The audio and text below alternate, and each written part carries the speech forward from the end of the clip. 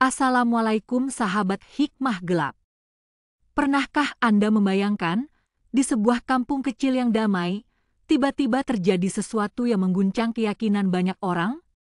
Di Kampung Senja, sebuah kejadian menggetarkan hati membawa pesan tentang ketidakadilan, pengorbanan, dan keajaiban yang tak terduga. Malam itu, seorang nenek renta yang lumpuh bertahun-tahun mendadak berjalan, bukan untuk menyelamatkan diri, bukan untuk mencari pertolongan, tapi untuk sebuah tindakan yang membuat seluruh kampung terperangah. Silakan like, komen, subscribe agar ketika ada cerita penuh hikmah lagi bisa langsung muncul di notifikasi HP Anda. Di Kampung Senja, kehidupan mengalir tenang seperti aliran sungai kecil yang melintasinya. Warga di sana hidup sederhana. Mereka saling mengenal, saling menyapa, dan saling menjaga. Namun, ada satu rumah di ujung gang sempit yang selalu membuat hati sesak. Rumah Mak Minah. Mak Minah, nenek 85 tahun, tinggal bersama cucunya, Jaka, anak kecil berusia 7 tahun. Sepeninggal kedua orang tua Jaka karena kecelakaan, Mak Minahlah yang menjadi satu-satunya keluarga. Sayangnya, Mak Minah sudah lumpuh total selama 10 tahun. Setiap hari, Jaka yang masih kecil itu belajar merawat sang nenek, mengompres kakinya, menyuapinya, bahkan menghiburnya dengan cerita-cerita kecil sepulang sekolah. Tetangga-tetangga sekitar kadang membantu. Ada yang mengirimkan sepiring nasi, ada yang membawakan baju bekas. Namun, karena keterbatasan mereka sendiri, bantuan itu tak selalu datang. Beberapa hari terakhir, dapur Mak Minah nyaris kosong. Jaka hanya bisa menahan lapar sambil memeluk perutnya. Malam itu, suasana kampung senyap. Bulan menggantung redup di langit. Di warung Bu Salmah, yang letaknya tak jauh dari rumah Mak Minah, seseorang tiba-tiba terlihat melangkah pelan. Tubuhnya bungkuk, langkahnya goyah, tapi matanya memancarkan tekad yang kuat. Itu siapa?" bisik Pak Darto dari balik jendela. Matanya membelalak saat mengenali sosok itu. Mak Minah. Wajah Pak Darto pucat. Bagaimana mungkin? Selama 10 tahun, Mak Minah tak pernah keluar rumah. Kabar lumpuhnya sudah diketahui semua orang. Tapi malam itu, ia berjalan menuju warung, tangan keriputnya menggenggam sekantong beras. Dalam sekejap, kabar menyebar ke seluruh kampung. Warga berhamburan keluar rumah, melihat sendiri apa yang terjadi. Beberapa mencoba mendekat, tapi mereka terlalu terkejut untuk bicara. Yang terdengar hanya bisik-bisik tak percaya. Begitu Mak Minah sampai di depan rumah, Bu Salmah, pemilik warung, muncul tergopoh-gopoh.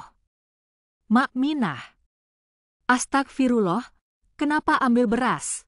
Suaranya setengah panik, setengah marah. Mak Minah menoleh perlahan. Senyumnya tipis, hampir tak terlihat dalam keriput wajahnya.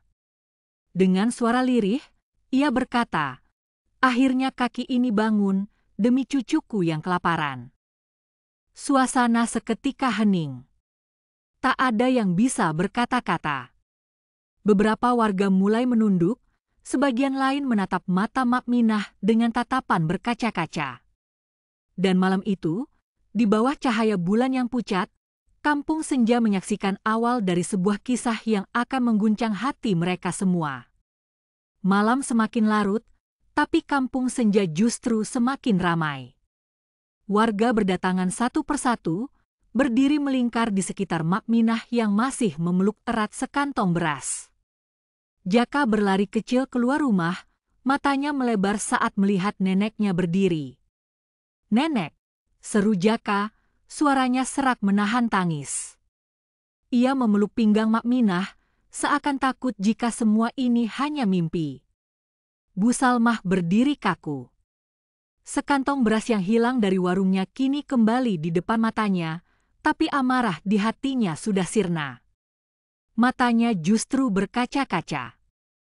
Perlahan ia mendekat, tangannya gemetar ketika menyentuh bahu Mak Minah. "Mak, kenapa nggak bilang kalau butuh? Kenapa harus begini?" bisiknya. Pak RT datang tergopoh-gopoh bersama beberapa warga lain. "Ada apa ini?" "Saya dengar Mak Minah mencuri," tanyanya, napasnya memburu. Tapi begitu melihat pemandangan di depannya, kata-kata itu seakan lenyap di udara. Mak Minah memandang semua yang mengelilinginya. Dengan suara yang hampir tak terdengar, ia berkata, "Perut Jaka sudah kosong 2 hari, saya hanya ingin dia makan malam ini." Kaki ini, entah kenapa, tiba-tiba bisa berdiri. Pak RT menelan ludah. Suasana yang semula panas oleh desas-desus berubah menjadi keheningan yang menyesakkan. Bahkan suara jangkrik malam pun terdengar begitu nyaring. Bu Salmah menutup mulutnya, air mata mulai jatuh di pipinya. Tanpa berkata apa-apa, ia meraih tubuh Mak Minah ke dalam pelukannya. "Mak, maafin saya nggak tahu, saya nggak pernah tahu," ucapnya di sela isak tangis. Satu persatu warga mulai tergerak. Ada yang pulang untuk mengambil sebungkus nasi, ada yang membawa telur, ada yang datang dengan selimut. Kampung senja malam itu berubah menjadi lautan empati. Anak-anak kecil mengerubungi Jaka, menawarkan roti dan kue. Jaka hanya bisa memandang tak percaya, matanya berbinar penuh haru. Di tengah keramaian, datang seorang pria paruh baya mengenakan jas putih lusuh. Dokter kampung yang dikenal sederhana, Pak Dokter Roni. Ia maju mendekati Mak Minah, memeriksa pergelangan tangan dan kakinya. Wajahnya terlihat bingung.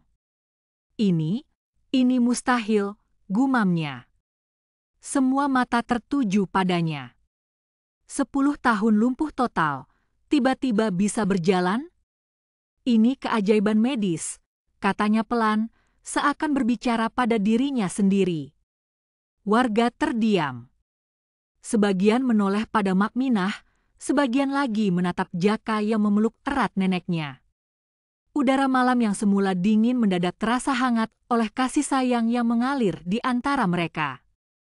Malam itu, kampung senja belajar satu hal. Kadang keajaiban muncul bukan untuk mengejutkan, tapi untuk menguji hati mereka. Dan di sudut gang sempit itu, satu persatu warga mulai memahami, mereka sedang menyaksikan sebuah mukjizat kecil yang tak ternilai harganya. Keesokan paginya, kampung senja sudah heboh sejak matahari belum sepenuhnya terbit. Kabar tentang Mak Minah yang tiba-tiba bisa berjalan menyebar cepat, bahkan sampai ke kampung sebelah. Orang-orang berdatangan, penasaran ingin melihat sendiri keajaiban itu. Di rumah kecil Mak Minah, suasana tak kalah sibuk. Dapur yang biasanya sunyi kini penuh suara sendok dan piring. Beberapa ibu-ibu datang membantu memasak. Ada yang memotong sayur, ada yang mengaduk nasi, ada yang menggoreng tempe. Bau harum masakan menyelimuti udara pagi, seolah menghapus jejak kelaparan yang semalam membekap rumah itu. Jaka duduk di samping Mak Minah, sesekali memegang tangannya erat. Senyumnya merekah, tapi matanya masih sembab. "Nek, nanti jangan capek-capek, ya," bisik Jaka. Mak Minah hanya mengangguk, matanya berbinar dengan kelembutan yang tak bisa diucapkan kata-kata. Di luar rumah, Pak RT dan beberapa warga sibuk mengatur kerumunan.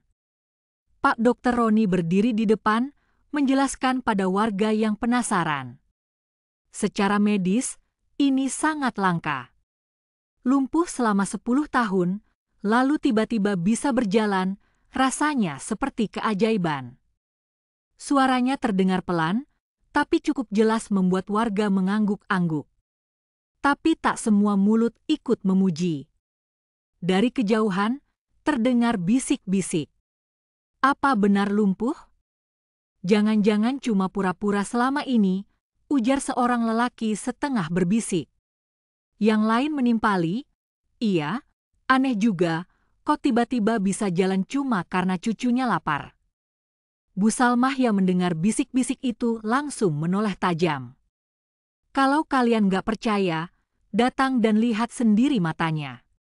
Lihat wajah Mak Minah dan Jaka. Apa ada kepalsuan di sana? Katanya tegas. Seketika suasana tegang mereda. Di dalam rumah, Mak Minah mendengar samar-samar suara dari luar. Ia memejamkan mata sebentar, menarik napas panjang. Ada beban yang selama ini ia simpan sendiri. Rasa bersalah tak bisa memberi cukup untuk Jaka, rasa sesak karena tubuh yang selama ini hanya terbaring. Jaka, gumamnya lirih. Maafkan nenek, ya. Jaka menggeleng cepat. Nggak, Nek. Nenek sudah hebat. Jaka senang banget nenek bisa jalan lagi. Suasana hangat itu pecah saat tiba-tiba seorang wartawan lokal datang membawa kamera kecil. Maaf, boleh wawancara sebentar? Ini luar biasa, Bu. Kampung Senja jadi terkenal, serunya antusias. Pak RT sempat bingung, tapi akhirnya mempersilakan. Kamera diarahkan ke Mak Minah yang duduk bersandar, sementara Jaka memegang tangannya erat. Mak Minah, bagaimana rasanya bisa berjalan lagi setelah 10 tahun? Tanya wartawan itu. Mak Minah tersenyum tipis. Saya tidak tahu kenapa Allah kasih kaki ini kekuatan semalam.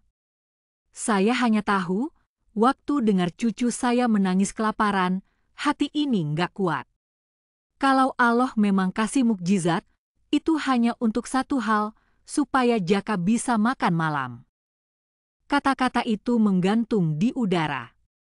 Wartawan menunduk, warga yang semula berkerumun kini terdiam, dan bahkan mereka yang sempat berbisik-bisik tak berani mengangkat wajah. Di hari itu, Kampung Senja belajar lagi, kadang keputusan yang lahir dari keputusasaan adalah bentuk cinta yang terdalam. Dan cinta itulah yang menjadi keajaiban sesungguhnya. Malam kembali turun di Kampung Senja, tapi suasananya jauh berbeda dari malam-malam sebelumnya. Di rumah Mak Minah, lampu-lampu temaram bersinar hangat. Meja kecil di ruang tamu penuh makanan. Ada nasi, sayur, lauk, bahkan beberapa bungkus roti yang dibawa warga. Jaka duduk di lantai, tertawa pelan bersama anak-anak lain. Sesekali ia melirik ke arah Mak Minah, memastikan neneknya baik-baik saja. Sementara itu, Mak Minah duduk bersandar di kursi kayu, wajahnya terlihat lelah, tapi ada kedamaian yang terpancar di matanya. Pak Dr. Roni kembali datang malam itu, membawa perlengkapan sederhana untuk memeriksa Mak Minah. Ia memeriksa denyut nadi, gerakan kaki, dan refleks tubuh lainnya. Wajahnya masih dipenuhi tanda tanya. Secara medis, tidak ada penjelasan. Lumpuh 10 tahun, otot harusnya mengecil. Tapi kaki Mak Minah justru punya kekuatan untuk berdiri dan berjalan semalam, gumamnya pelan. Warga yang mendengar hanya menggeleng-geleng. Keajaiban, Dok, ini sudah keajaiban, bisik Bu Salmah yang berdiri di dekatnya. Di sela kehangatan itu, sebuah kegelisahan diam-diam muncul. Malam itu, Jaka mendengar bisik-bisik dari luar jendela. Kalau Mak Minah lumpuhnya bisa sembuh begitu saja, siapa tahu besok dia sakit lagi? Kita harus siap membantu, ujar Pak Darto setengah cemas. Ada juga suara lain. Apa ini tanda sesuatu buruk akan datang? Biasanya kalau ada keajaiban, nggak lama kemudian cobaan ikut muncul. Jaka menelan ludah, hatinya berdebar. Ia menggenggam tangan neneknya erat-erat. Nek, jangan capek lagi ya. Jangan pergi kemana-mana, cukup di sini saja, bisiknya. Mak Minah tersenyum lembut, tangannya membelai rambut Jaka. Nenek nggak akan pergi, Nak. Allah sudah baik memberi kita malam ini. Nenek mau di sini, Sama kamu. Tiba-tiba terdengar suara ketukan di pintu. Seorang lelaki muda dengan penampilan rapi masuk membawa bingkisan. Permisi, saya dari media nasional. Kami dengar soal kisah Mak Minah dan kami ingin meliput lebih besar. Ini sedikit bantuan dari redaksi. Ia menyerahkan bingkisan itu dengan senyum tulus. Pak RT yang menemani di dalam rumah sempat terkejut, tapi kemudian mempersilakan. Suasana menjadi semakin ramai. Warga berdesakan di luar rumah, berusaha melihat dari celah pintu dan jendela. Namun, di tengah keramaian itu, Mak Minah hanya memejamkan mata sejenak. Hatinya berbisik lirih. Allah, apa ini ujian atau hadiah MU? Aku hanya ingin Jaka makan malam, bukan jadi sorotan banyak orang. Dan tanpa disadari siapapun, malam itu membawa satu keajaiban lain. Saat Mak Minah membuka mata, ia merasa tubuhnya kembali lemas. Kakiku, bisiknya dalam hati, kenapa mulai berat lagi? Tapi senyumnya tetap mengembang, menatap Jaka yang tertawa riang di pangkuannya. Di kampung senja, keajaiban dan cobaan ternyata berjalan berdampingan. Dan malam itu, semua hanya bisa menunggu apa takdir berikutnya yang akan terungkap. Pagi berikutnya, udara di kampung senja dipenuhi aroma embun dan tanah basah. Matahari perlahan menyelinap di antara celah pepohonan, menyinari rumah Mak Minah yang kini menjadi pusat perhatian. Di luar, masih ada warga yang datang membawa bingkisan. Sebagian wartawan berdiri menunggu kesempatan wawancara, sementara anak-anak berlarian di halaman, tertawa riang. Di dalam rumah, suasana jauh berbeda. Mak Minah duduk di kasurnya, punggungnya disandarkan dengan beberapa bantal. Senyumnya tetap ada, tapi wajahnya terlihat pucat. Kaki yang malam itu membawa keajaiban kini kembali kaku. Jaka duduk di sampingnya, menggenggam tangannya dengan erat. Nenek nggak apa-apa, kan? Tanya Jaka dengan suara bergetar. Mak Minah mengangguk pelan. Nenek baik, nak. Allah kasih kita satu malam yang indah, ya?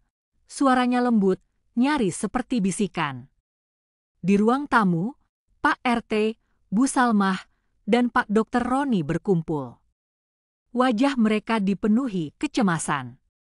Kita harus cari bantuan lebih besar, ujar Pak Dr. Roni. Kalau perlu, bawa ke rumah sakit kota. Tapi biayanya, suaranya menggantung. Bu Salmah menghela napas. Kita patungan. Semua warga pasti mau membantu. Pak RT mengangguk. Aku akan umumkan nanti siang. Sementara itu, di sudut kamar, Mak Minah memandang Jaka dengan mata penuh kasih. Nak, dengar ya. Apapun yang terjadi nanti, kamu jangan takut. Kamu anak baik, dan kamu nggak sendiri.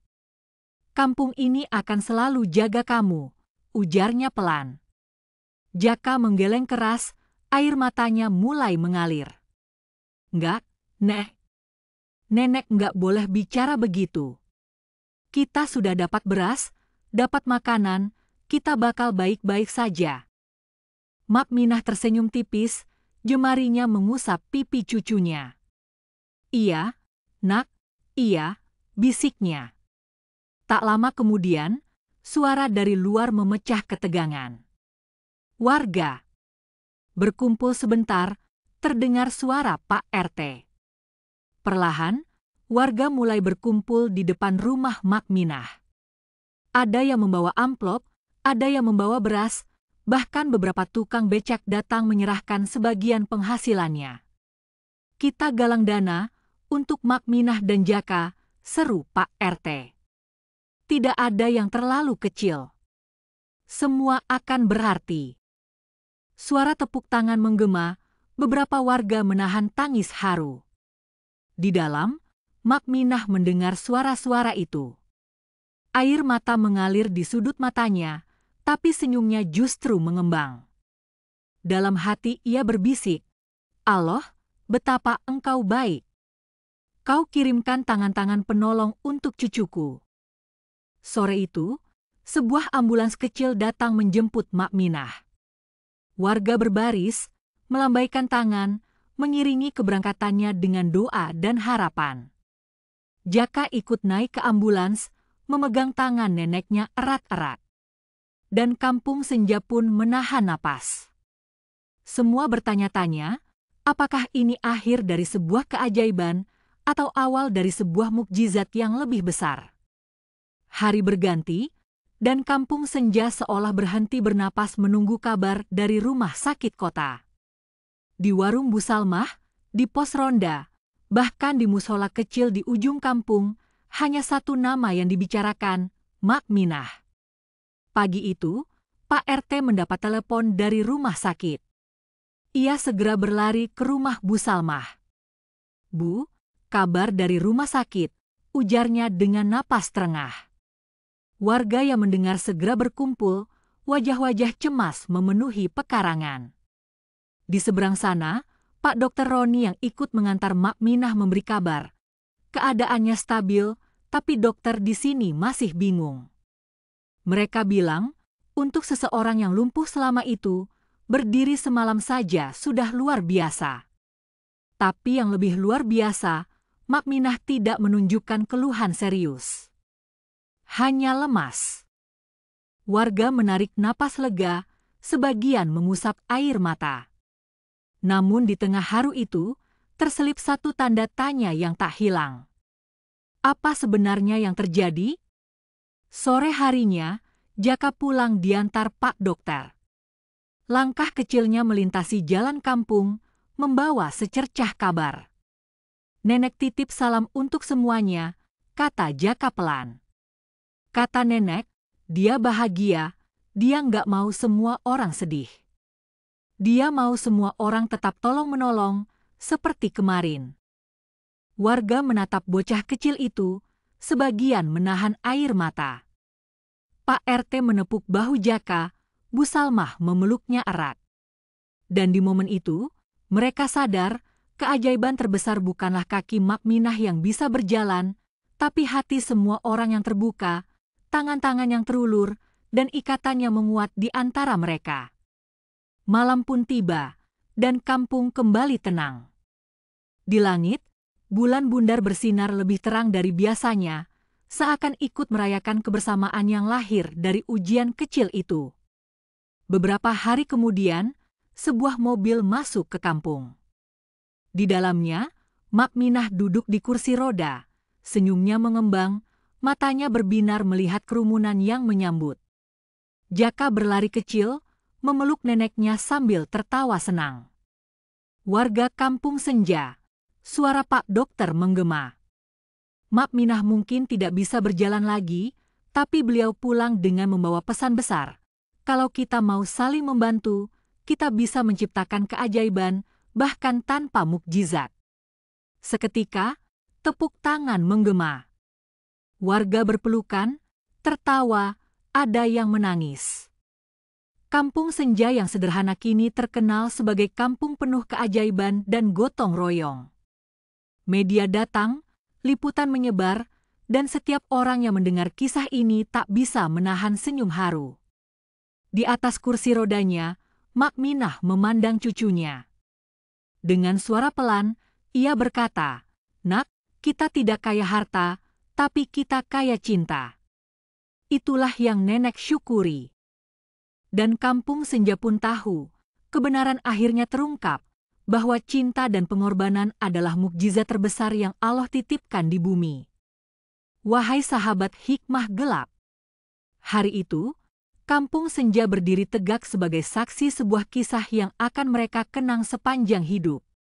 Bukan hanya tentang seorang nenek renta yang tiba-tiba berjalan demi cucunya, tapi tentang bagaimana sebuah kampung sederhana berubah menjadi tempat penuh kasih, gotong royong, dan keajaiban kecil yang menghangatkan hati. Sejak peristiwa itu, warung Bu Salmah tak pernah sepi dari obrolan penuh senyum. Setiap tamu yang datang selalu menanyakan kabar Mak Minah. Jaka kini tumbuh dengan semangat baru, belajar dan bermain dikelilingi orang-orang yang menyayanginya. Dan Mak Minah, meski kembali di kursi rodanya, selalu tampak tersenyum setiap sore, menyapa siapa saja yang lewat di depan rumah kecilnya. Media yang meliput tak henti menulis, menyebut Kampung Senja sebagai kampung penuh mukjizat dan kampung gotong royong teladan. Namun bagi warga, gelar itu bukan yang penting. Yang lebih berharga adalah mereka saling belajar, dari satu tindakan kecil, dari satu senyuman tulus, dari satu tangan yang terulur. Sahabat, terkadang kita menunggu keajaiban besar datang untuk menyelamatkan hidup. Padahal, mungkin yang paling kita butuhkan adalah hati yang rela berkorban, tangan yang mau menolong, dan tetangga yang tak segan berbagi. Ingatlah, cinta yang tulus tak pernah membutuhkan alasan. Dan ketika cinta itu menyala, bahkan kaki yang lama lumpuh pun bisa bangkit, meski hanya untuk sekejap yang penuh makna. Semoga cerita ini menjadi pengingat bahwa setiap dari kita bisa menjadi bagian dari keajaiban itu.